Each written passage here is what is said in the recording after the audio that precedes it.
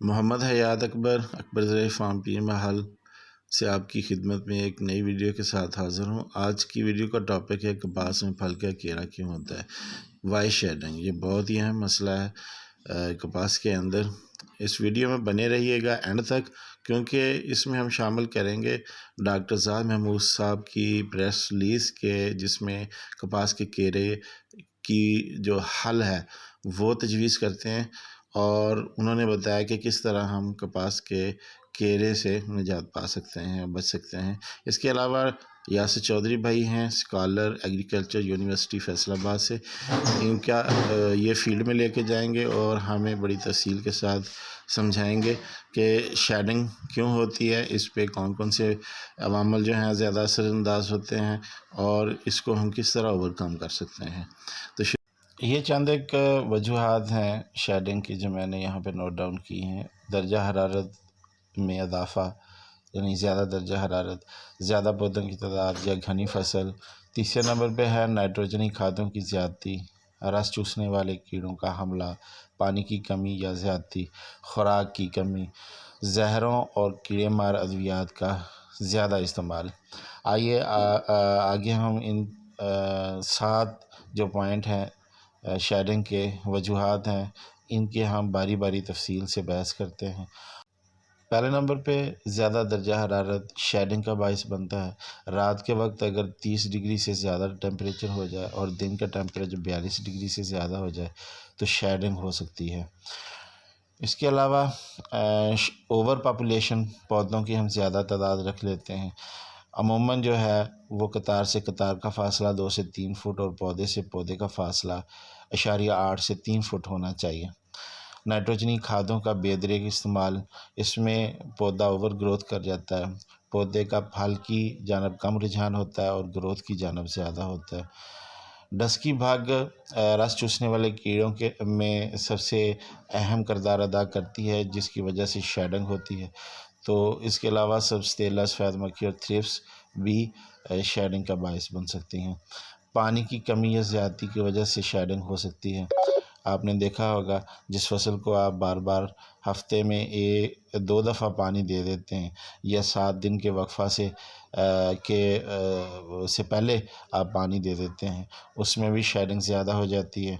और इस तरह फलाके के दिनों में अगर पौधे की खुराक की जो बुनियादी अज्जा हैं, जिस तरह पोटाश है, फास्फोरस है और दूसरी चीज़ें, उनकी अगर कमी हो जाए तब भी घेरा हो सकता है।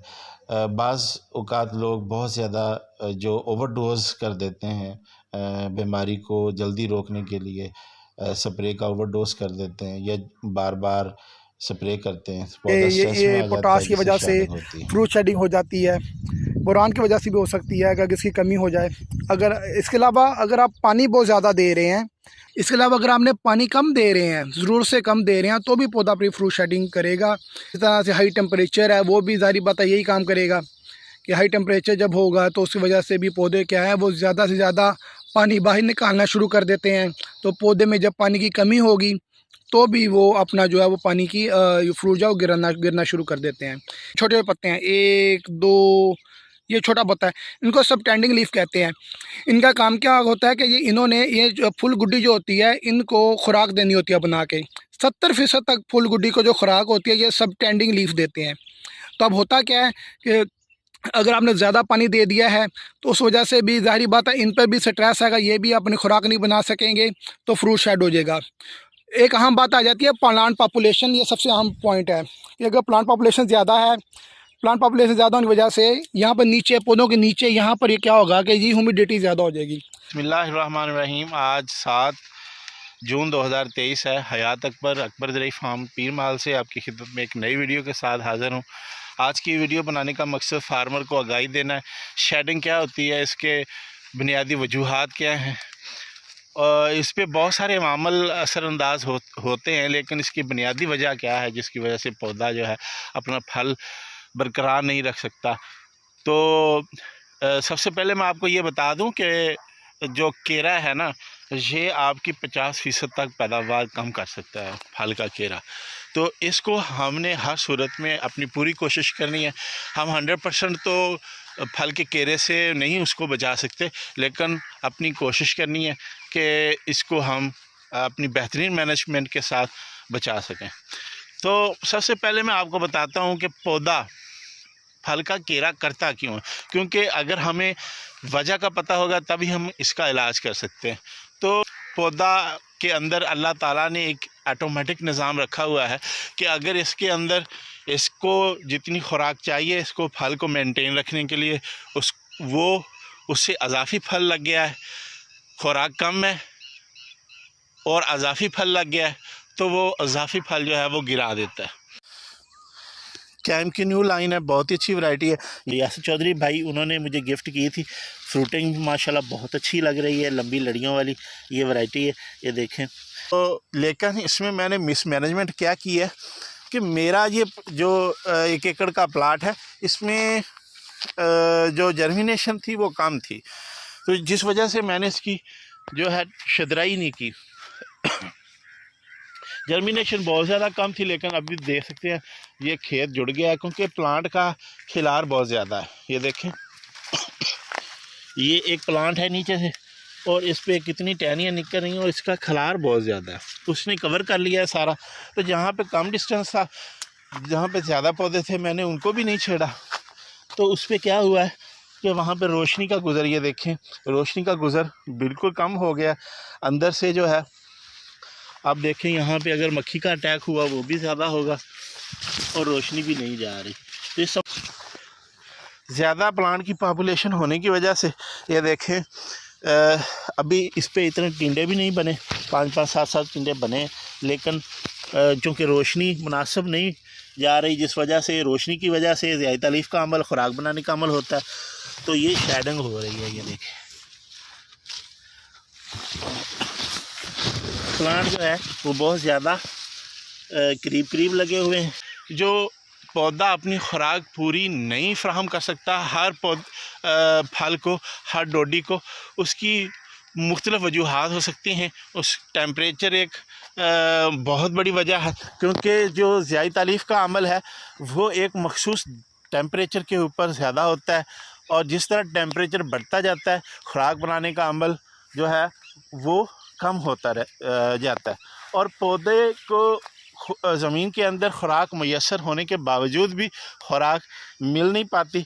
तो इस सूरत हाल में हम क्या करना चाहिए ये भी मैं आपको बताऊंगा। हम इसको सप्लीमेंट्री क्या दे सकते हैं।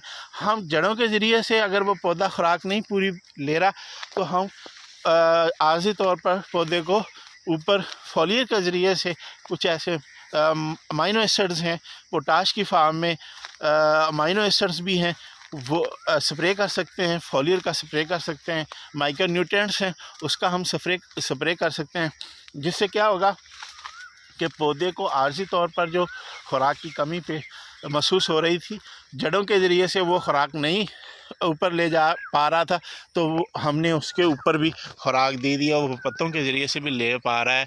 तो पौधे के अंदर एक क़ुव्वत मुदाफ़त बढ़ गई है, एक तो गर्मी बर्दाश्त करने की, और दूसरे पौधे की जो खुराक है वो 2 तरह से उसको मिल रही है, और शेडिंग उससे कम हो सकती है। अब है पानी हम कई दफ़ा ज़्यादा लगा देते हैं, क्या होता है पौधा ओवर ग्रोथ कर जाता है, या पानी की हमने कमी कर दी, तो जो खुराक जड़ों के ज़रिए से पौधे ने ऊपर फलों तक लेके जानी थी वो नहीं लेके गया, और जिसकी वजह से क्या हुआ, फल जो है वो पौधे ने जो एक्स्ट्रा फल था उसको गिराना शुरू कर दिया।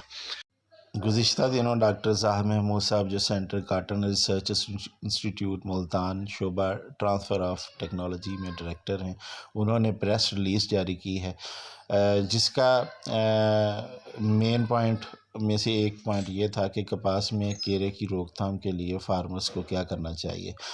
तो उन्होंने बताया कि काश्तकार फल के कीड़े के से बचाव के लिए 250 ग्राम जिंक सल्फेट, 150 ग्राम बोरेक्स जिसको आप बोरान भी कहते हैं, 300 ग्राम मैग्नीशियम सल्फेट का महलूल बनाकर 100 लीटर पानी में मिलाकर फ़ी एकड़ के हिसाब से खेत में स्प्रे करें। इसमें याद रखना है कि जो महलूल बनाना, ये तमाम चीज़ों का अलग-अलग बनाना, और उसके बाद जब आपने टैंकी में उसको महलूल को डालना है तब आप उसको एक ही टैंकी में अलग-अलग डाल सकते हैं, या महलूल बनाने के बाद आप फिर दोबारा उनको मिला सकते हैं।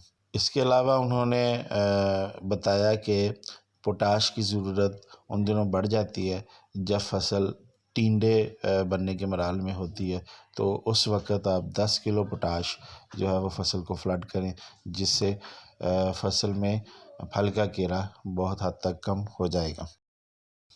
जी, ज़राअत से मुतल्लक़ मज़ीद वीडियो देखने के लिए अकबर ज़रई फार्म जो यूट्यूब पर चैनल है उसको सब्सक्राइब लाज़मी कर लें, बेल वाली घंटी को दबा दें